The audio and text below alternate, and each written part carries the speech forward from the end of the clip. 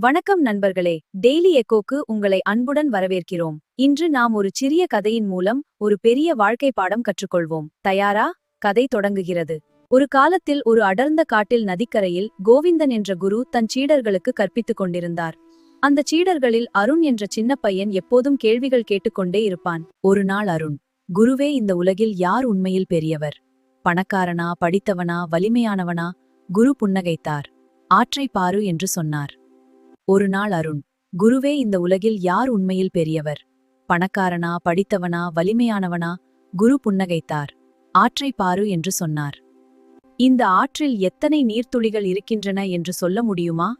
அருண் திகைத்தான். முடியாது குருவே என்றான்.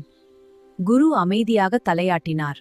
இந்த வானில் எத்தனை நட்சத்திரங்கள் இருக்கின்றன என்று கணக்கிட முடியாது.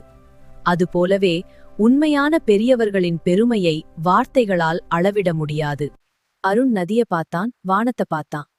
அன்று அவனுக்கு புரிந்தது, பெருமை என்பது பணத்தில் இல்லை, படிப்பில் இல்லை, நல்லவராக வாழ்வதிலே உண்மையான பெருமை இருக்கிறது. உண்மையான பெருமை தேடி அலையாதீர்கள். நல்லவராக வாழுங்கள், நேர்மையாக வாழுங்கள், அன்புடன் வாழுங்கள். அந்த வாழ்க்கையின் பெருமையை எந்த வார்த்தையாலும் அளவிட முடியாது.